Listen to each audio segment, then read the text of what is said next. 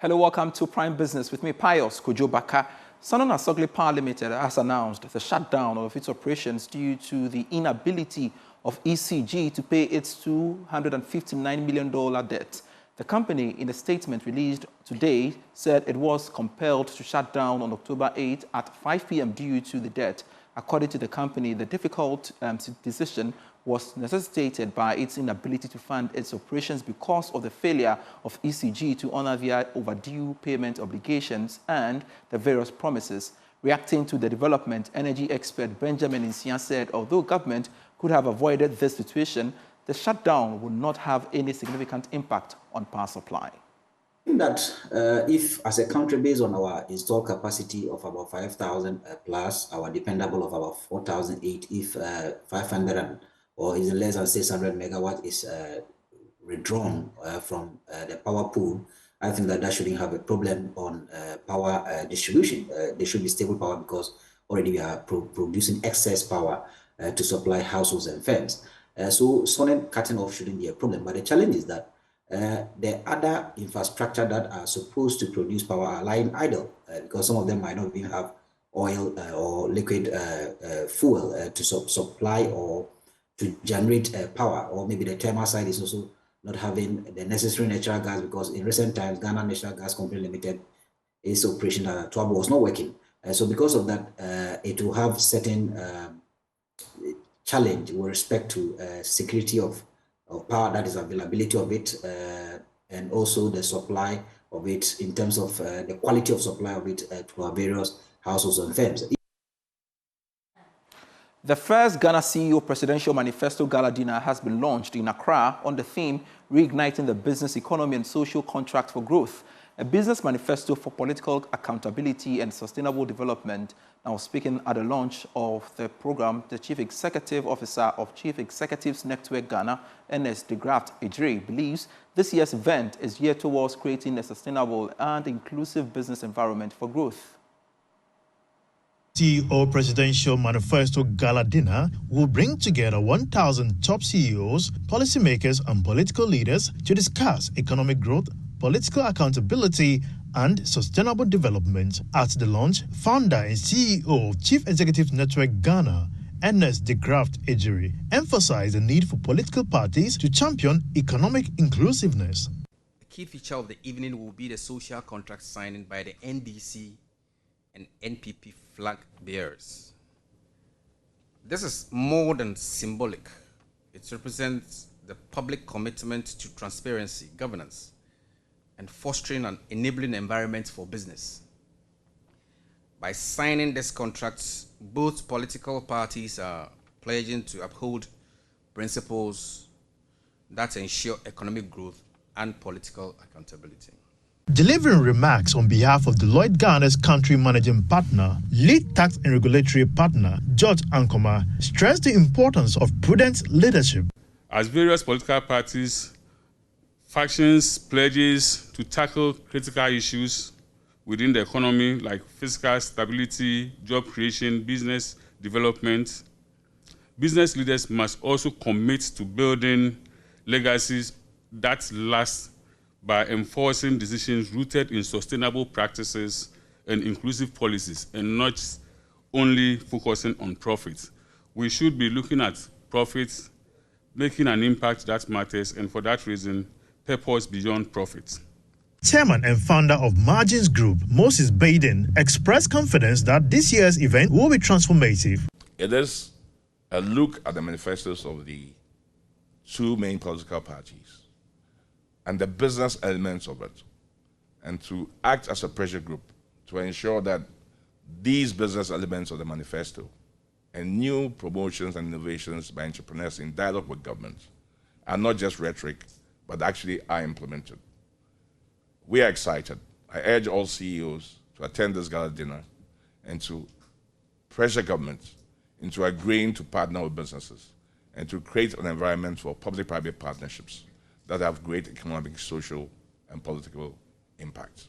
The first Ghana CEO Presidential Gala Dinner 2024 is scheduled for November 7th. It is organized by the Chief Executives Network Ghana in collaboration with Deloitte, PwC, SIGA, JIPC, University of Ghana, UPSA Law School, and the Multimedia Group.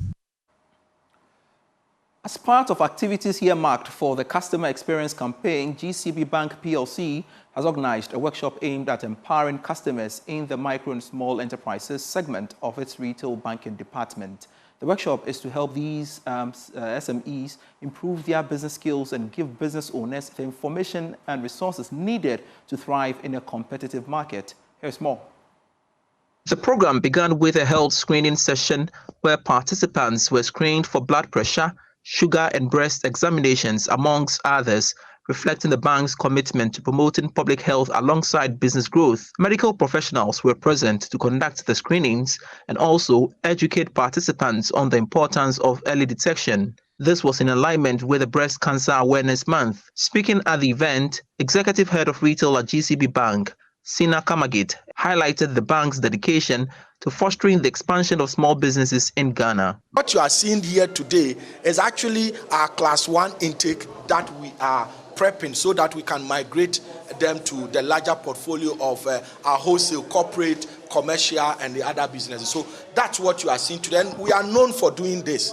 GCB is known for doing this. GCB has showed up for Ghana a lot of times. If you remember, in 2008, Tema Oil Refinery was almost on its knees. It had to take GCB to revive Tema Oil recovery. And a lot of these cases exist in the country. And that's why we are the preferred banks when it comes to MSCs. Mr. Kamagate also used the opportunity to officially launch GCB Bank's Value-Added Package Insurance Initiative. GCB Bank PLC Customer Experience Campaign, dubbed Go Beyond, is aimed at inspiring staff to deliver delightful experiences that exceed customers' expectations at all touch points. In a move to celebrate 30 years, Rana Motors has introduced the 5th generation of its Kia Sportage into the Ghanaian market. According to the Chief Operating Officer of Rana Motors, Kasim Odemat, the 5th generation Kia Sportage, which was assembled in Ghana, possesses enhanced specifications focused on convenience and safety. Jesse Iramapo has more. To celebrate 3 decades of success, Rana Motors and Kia have introduced a 30th anniversary special edition of the 2024 Sportage on the Ghanaian market. The new vehicle possesses key upgrades including a quieter interior and reinforced safety features. According to Chief Operating Officer of Rana Motors, Kasim Odemat, the 5th generation Kia Sportage, which was assembled in Ghana, has been built to meet the demands of customers. To mark 3 decades of outstanding success, Kia has equipped a new special edition of the 2024 Sportage with enhanced specification focusing on convenience and safety while further elevating the model's considerable luxury and design appeal. As Rana Motors, the sole importer and distributor, we proudly celebrate its 30th milestone with 30 unique Kia Sportages today. We honor not just the vehicle that has, but also the unwavering support from our customers, from Ghanaians, and the loyalty from patrons of this masterpiece called Sportage.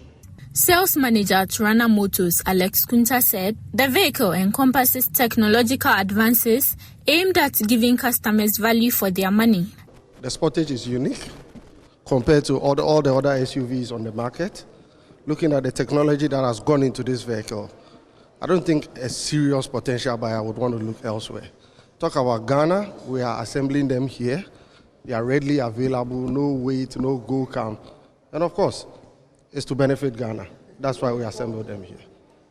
We always appreciate outright payments, but for our customers who can't pay outright, we have an in-house payment plan where you do a deposit and the balance is spread for a period.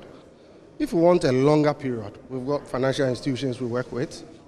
We can link you up and they would finance them for you. The first 5 owners of the 30th anniversary limited edition of the Sportage received premium branded gift boxes to complement the handing over of the new vehicle.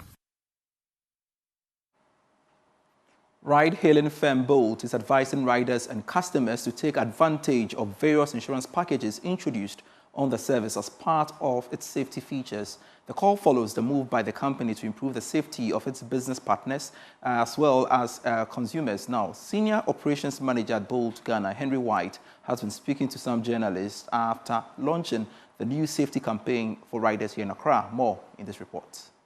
The new safety campaign is aimed at addressing a pressing issue in Ghanaian passenger and driver safety within the ride-hailing industry.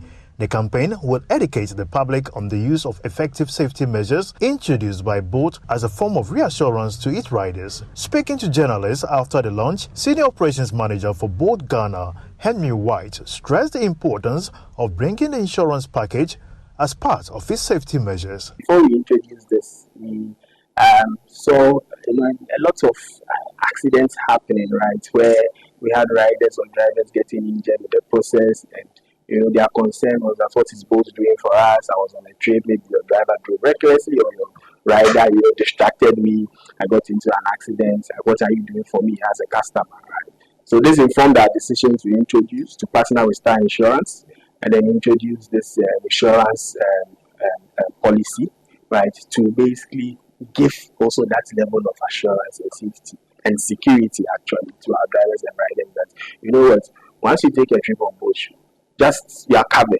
right? He also highlighted the need for such a campaign. We've had concerns, in the past about safety. So this is the time for us as a company to also reassure our customers, which is our drivers and riders, about, our safety on the app, by introducing these safety features to give them that level of assurance, that extra layers of safety that they've been looking for, right? And then whilst they are on trips, they have full confidence that they are safe.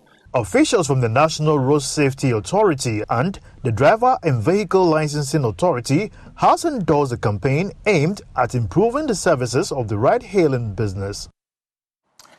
And to some other business news, the president of the Academic City University College has advised the Bank of Ghana against over-regulating the fintech space in the country. According to him, this could stifle innovation in the fintech ecosystem. There is more in the following report. The FinTech for Inclusion Summit 2024, hosted by the Academic City University College, explored how technology, finance, and innovative policies can converge to foster financial inclusion and social impact. Speaking to Joy Business, Professor Magbangoluri urged the central bank to explore innovative ways to support the fintech ecosystem. Well, so in general, one of the major challenges you have for policy failure is when you don't look at the whole system as a whole, or you don't bring the right stakeholders in at the very early stages of the conversation. So I'm hoping that the bank, and the bank is represented here at this conference, I hope bank will engage stakeholders in the forums that allow us to develop very informed regulatory frameworks. What I often see in our regulatory framework is that events that occur somewhere is usually transported here. So if the European Union has a fintech regulation, then Ghana must also have a fintech regulation, which is good. But we have to make sure that these fintech regulations are within the context of our reality. Oftentimes, the environments are different.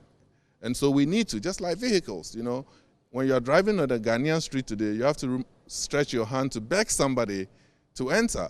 But what if we had a special tail light that tells you, please, I want to enter, right? Or thank you. Usually what happens, you have the double flash, thank you, which means that we need to develop vehicles here that are amenable to our reality here. So the basic point is that we have to make sure that the regulatory framework is in conformity with the practical realities of living in Ghana and in this sub-region.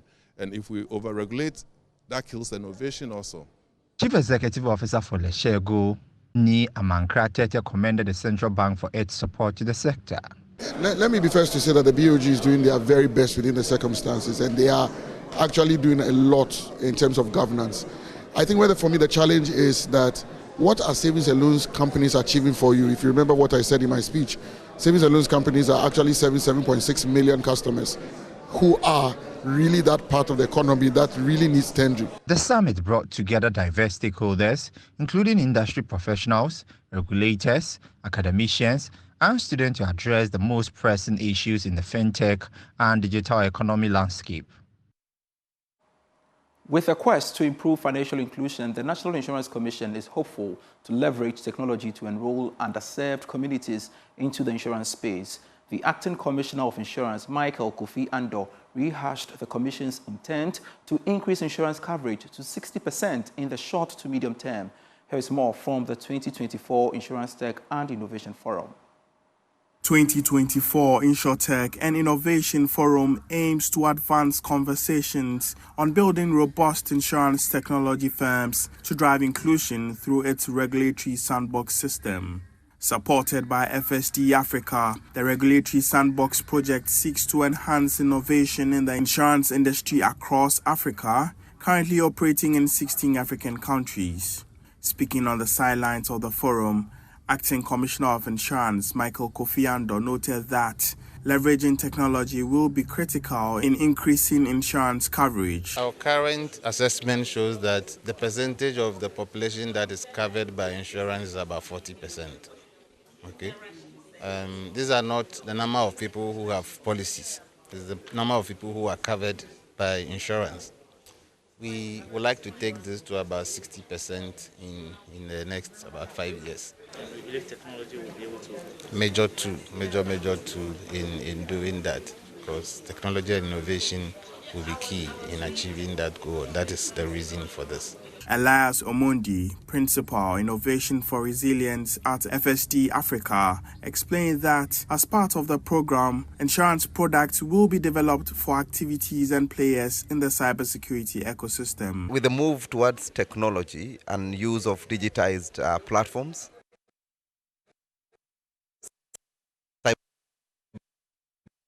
cyber becomes a very major issue.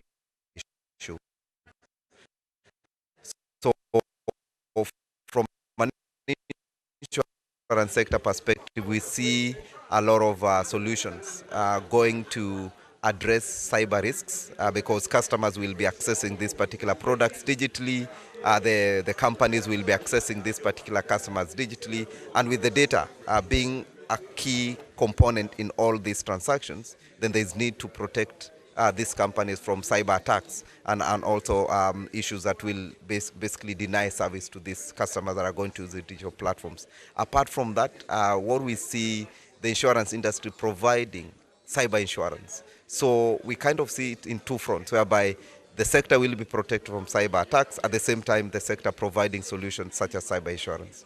The National Insurance Commission of Ghana has granted sandbox innovation licenses to 5 insurtechs operating in the country. This license will allow the firms to roll out innovative products in a pilot phase for 1 year, after which the authority will review the performance of the licensed products. This is still prime business. At least 10 young innovators have been recognized for their significant contributions in agriculture, agribusiness, and agriculture technology, vocational education, and training in the country. They were rewarded during the second edition of Agrofusion Festival held at Koforidua in the Eastern region. The festival brought together hundreds of young people with a focus on expanding access to markets and creating valuable networking opportunities. Edwin Sian reports. The 10 finalists were selected across the country for their innovative skills aimed at contributing to the agribusiness sector. They were rewarded at the festival, which was part of the Ghana Grows Program, an initiative of MasterCard Foundation in partnership with the Springboard Roadshow Foundation. 3 outstanding young innovators were awarded for their outstanding work in the sectors of agriculture, agribusiness, and agriculture, technical, vocational education, and training. Executive Director of Springboard Roadshow Foundation, Comfort Okran, disclosed that the awardees were selected from over 800 young innovators across the country after collating their stories. We're not looking at just the production sector, we're looking at the extended value chain. So then young people across the nation between the ages of 15 to 35 would realize that there's opportunity to actually go through a whole career path in these areas. Additionally, if you are someone who is interested, why shouldn't we be interested in making sure that you are stable, you are in a viable job, you are in a job that you find exciting, and in a job that you are thriving in. These are spaces, and that is the agriculture, agribusiness, and then ATVET spaces. So in order to showcase what is going on in those spaces, we decided that let's look for young people who are thriving in that space to show them, to show their success stories. And therefore, as a start, we collated stories across the nation. We've got about 800 plus stories. From these stories, we whittled down to 200 stories. And that's how we part company here on Prime Business. I am Pius Kojo-Baka. We have more stories for you on myjoyonline.com/business. Do visit the portal and get yourselves updated. Prime Sports is next. Enjoy.